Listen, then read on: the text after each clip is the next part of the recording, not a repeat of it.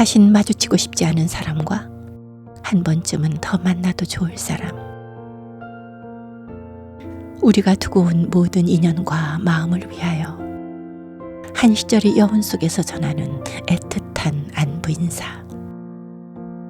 이 책 뒤에 적힌 글입니다. 오늘은 성혜나 작가의 소설 두고 온 여름 속 인물을 봅니다. 부모님의 재혼으로 형제가 된 기하와 재하가 번갈아 자기 말을 하는 소설입니다. 그 둘의 덜 여문 계절을 몰래 꺼내보는 앨범처럼 보는 시간입니다. 구독과 좋아요를 주시면 제가 더 큰 용기를 얻습니다. 사진사였던 아버지는 여름마다 내 사진을 찍어 사진관 쇼 윈도우에 걸어두었다. 그건 아버지에겐 일종의 연례 행사와 같아 나는 한 해도 빠짐없이 카메라 앞에 서야 했다. 도복을 입고 품새를 선보이는 사진이나 커튼 머리에 브릿짓을 넣은 촌스러운 사진, 돌잡이 사진, 나의 성장기가 그곳에 다 전시되어 있었다. 내가 태어나던 해에 아버지는 강북에 있는 50년 넘은 적산 가옥을 개축해 일터 겸 거주지로 삼았다. 가옥은 가벽 하나를 두고 이 편은 사진관, 저 편은 3칸의 방을 둔 가정집으로 나뉘어 있었다. 나는 두 공간을 넘나들며 아버지와 백반을 시켜 먹고 태조왕건이나 프로야구를 시청하고 문제집을 풀거나 콘솔 게임을 했다. 그러다 보면 사진을 찍으러 오는 사람들이 간혹 아른 척을 할 때도 있었다. 쇼 윈도우에 걸린 사진, 아저씨 아들내미 맞죠? 그럴 때 아버지는 내 머리카락을 마구 흐트리며 웃었다. 맞아요, 우리 아들놈.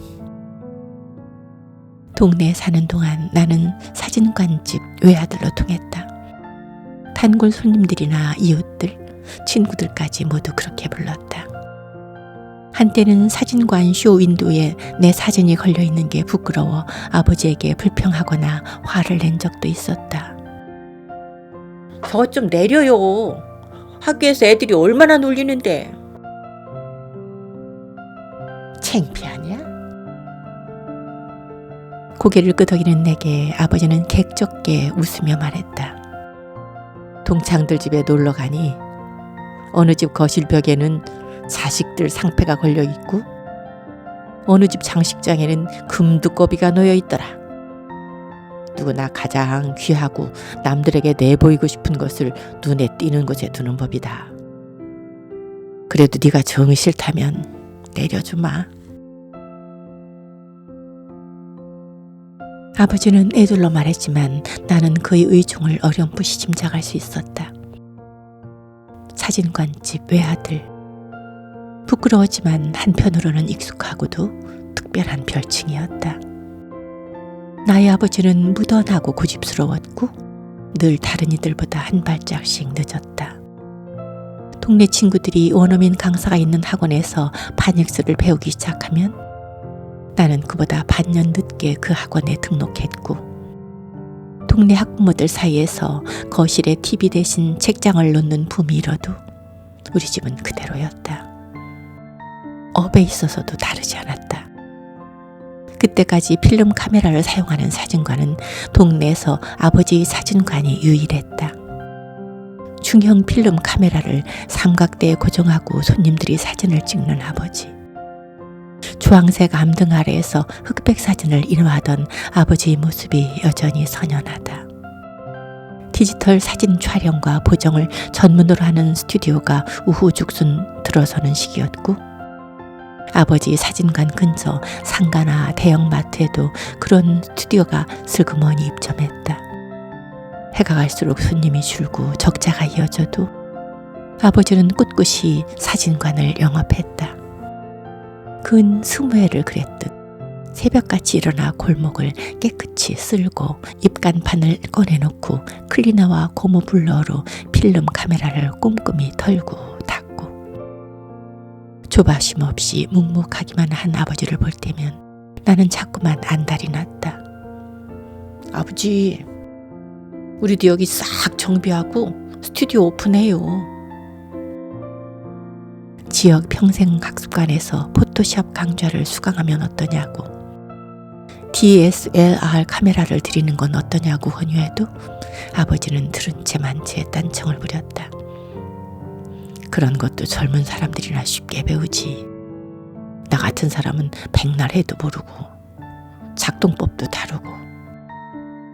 지금이 편하다.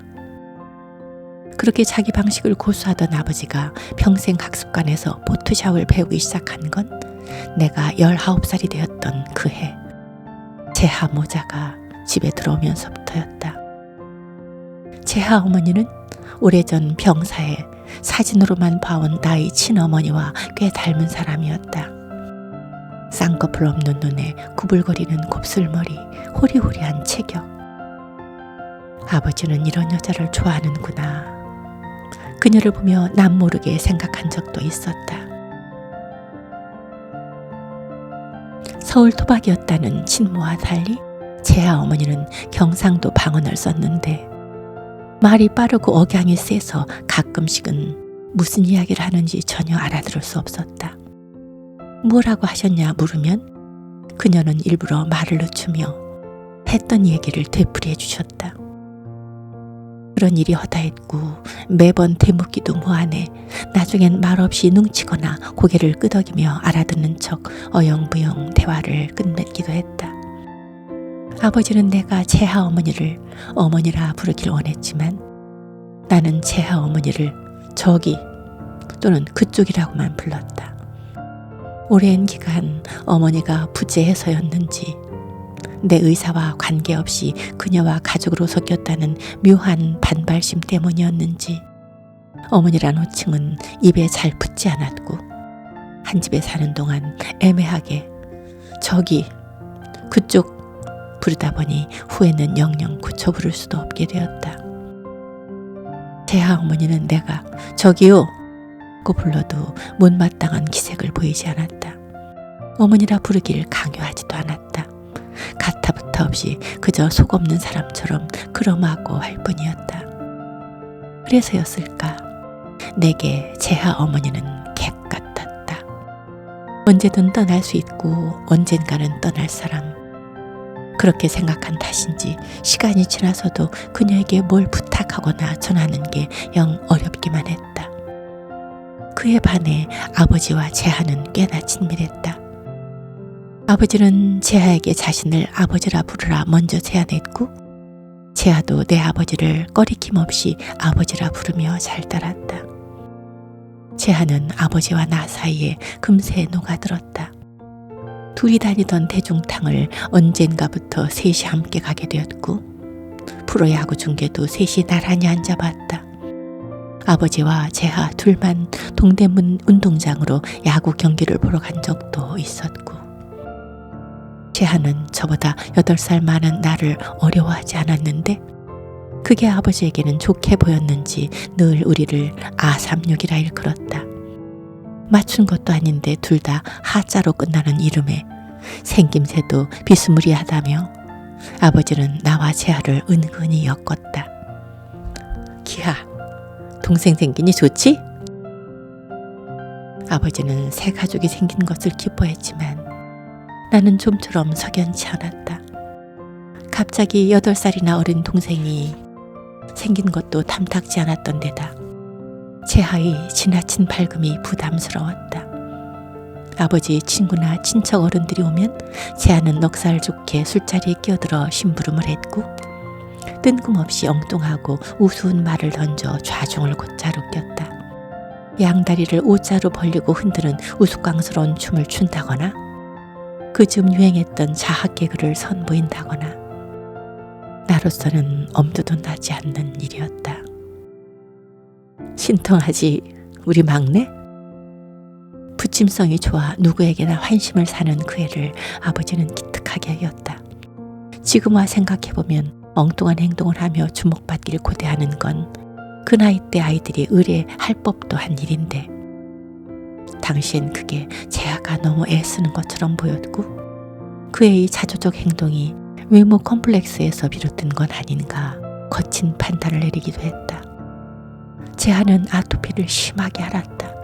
그 애를 떠올리면 피가 비칠 때까지 팔이나 목을 벅벅 긁는 장면부터 기억난다. 그 사람의 영정으로 쓸 사진을 두고 어머니와 오래 상의했습니다. 아무리 추려도 영정 사진으로 쓸 만한 곳을 찾을 수 없었거든요. 구치소와 교도소를 번질나게 드나들던 그 사람에겐 사진 찍을 기회가 많지 않았던 것 같습니다. 그나마 찾은 어떤 사진 속에서 그 사람은 어두컴컴한 방에서 포카를 치고 있었고, 다른 사진에선 담배를 문 채 인상을 잔뜩 구기고 있었습니다. 그 사람은 자주 눈썹을 팔자로 찌푸렸습니다. 어머니에게 돈을 내놓으라고 윽박지를 때, 괴물 새끼라며 나를 모독할 때 그 사람은 번번이 그런 표정을 지었습니다. 논의 끝에 그 사람과 어머니가 경주로 신혼여행 갔을 때 찍은 사진을 영정으로 썼습니다. 그 사람과 팔짱을 낀 어머니를 잘라내고 사진을 확대하자 해상도가 급격히 나빠졌지만 별 수 없었습니다. 그나마 멀쩡히 나온 사진은 그것뿐이었으니까요. 영정에는 어머니 팔까지 그대로 들어갔습니다. 사진사가 무신경하게 손본 탓이었겠지요. 그것을 보고 어머니는 저승까지 자신이 머리채를 끌고 가는 인간이라며 불평을 토로하면서도 한편으론 그 사람을 몹시 딱하게 여겼습니다. 제대로 된 사진 한 장 남기지 못하고 횡사했다면서요. 거의 평생을 무직으로 살고 어머니 앞으로 얼마간의 빚까지 남기고 떠난 나의 친부를요. 그 사람을 연민하는 어머니도 이해할 수 없었지만 제가 더 이해하기 어려웠던 건 새아버지였습니다. 그가 어머니의 빚을 전부 갚아주었으니까요. 나의 새아버지. 그와 처음 만났을 때 저는 10살이었습니다. 우리는 해화에 있는 작은 중식당에서 처음 만났습니다. 정장을 말쑥하게 차려입고 긴장한 듯 땀을 훔치던 그는 어머니보다 나이가 훨씬 많아 보였지만 따뜻한 인상을 풍기는 남자였습니다. 수저를 식탁에 놓기 전 티슈를 반으로 접어 받침으로 두는 세심함이나 종업원을 선생님이라는 점잖은 호칭으로 부르던 것이 지금도 또렷이 기억납니다. 어머니가 만나는 사람이 생겼다는 것을 저는 일찌감치 눈치챘습니다. 아무리 어린아이라도 그 정도 분별력은 있었으니까요. 새아버지와 마주 앉은 어머니는 평소와는 다른 사람처럼 보였습니다. 말투도 나긋했고 평온하고 안정해 보였습니다. 어머니가 그 사람을 피해 번호를 바꾸고 주소지를 이전하고 경찰에 접근 금지 신청을 한 지 1년이 조금 넘었을 때의 일입니다. 혹여나 그 사람이 집에 찾아오지 않을까, 전학간 학교에 무단으로 침입해 나를 데려가지 않을까 전전긍긍하고 불안해하던 나날과는 사뭇 달랐지요. 그날 새아버지는 우리에게 중국 냉면과 난자완스를 대접했습니다. 중국 음식이라면 자장면이나 짬뽕, 탕수육 정도만 겨우 맛보았는데 그런 요리는 처음이었습니다. 닭고기로 낸 육수와 면 위에 올려진 각양각색의 고명들, 땅콩 소스. 선뜻 젓가락을 들지 못하는 저에게 그는 어색하게 말을 붙였습니다. 괜찮다. 맛을 들이면 곧 익숙해질 거야.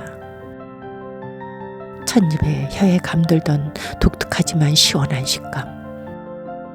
땅콩 소스의 묵직하고도 복잡 다단한 맛.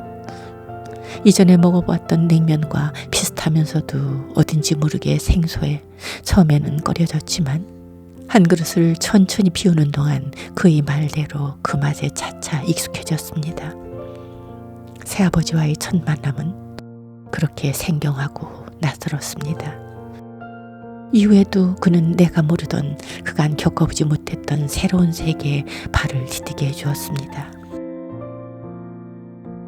처음으로 직관했던 야구 경기, 어머니가 아닌 타인이 해주었던 첫 요리. 그는 김치볶음밥을 자주 만들어줬습니다. 대중탕에서 머뭇대며 그에게 등을 맡겼던 것, 그리고 가족사진. 모두 처음 경험해보는 일이었습니다. 불편하고 꺼림칙하기도 했지만 대개는 이내 몸에 배어들었습니다. 어렸기 때문일까요? 아니면 부자 사이에서 느낄 수 있는 안정감이나 소속감, 친근감에 서서히 맛을 들였기 때문일까요? 이듬해 늦봄, 어머니와 새아버지는 몇 안 되는 친척을 불러 모아 한식당에서 조촐히 상견례를 치르는 것으로 결혼식을 대신했습니다. 새아버지 쪽에서는 여동생들과 아들인 기하 형이 왔습니다. 어머니 쪽에서는 부모를 대신해 당고모 할머니가 참석했고요. 참으로 어색하고 불편한 자리였습니다. 새아버지 여동생들은 오빠의 재혼이 달갑지 않았던 모양인지 전 남편과는 몇 년을 살았냐, 깨끗이 정리된 것이냐 같은 질문들을 줄줄이 늘어놓았습니다. 어머니는 당혹스러워하면서도 그에 대한 답을 더듬더듬 내놓았습니다. 그 옆에서 당고모 할머니는 어떤 음식은 짜고 어떤 음식은 지나치게 싱겁다며 불평할 뿐이었고요. 제 맞은편에는 기하 형이 앉아 있었습니다. 시큰둥한 얼굴로 폴더폰을 열었다 닫았다 하던 형이 기억납니다. 새아버지가 헛기침을 하며 주의를 주자 형은 그제야 고개를 들고 식사를 시작했지요. 제 몫의 음식을 부지런히 챙기는 어른들과 달리 형은 먹는 둥 마는 둥했습니다. 기아는 입맛이 없나?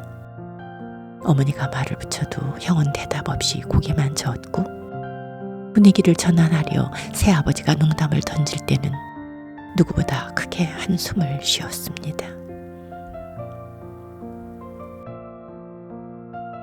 어떻게든 이별하고 싶은, 아니면 아주 잊고 싶은 일들이 많았습니다. 돌아보면 부끄러운 일들, 그러나 돌이킬 수도 없고 사과하려고 해도 사과할 리가 없는, 세월은 그 많은 일들을 조용하게 묻고 갑니다. 여러분은 어떤 기준을 두고 오셨나요? 기하와 재하의 일이 궁금하다면 성혜나 작가의 두고 온 여름을 끝까지 읽어주시기 바랍니다. 고맙습니다. 다음 주에 뵙겠습니다.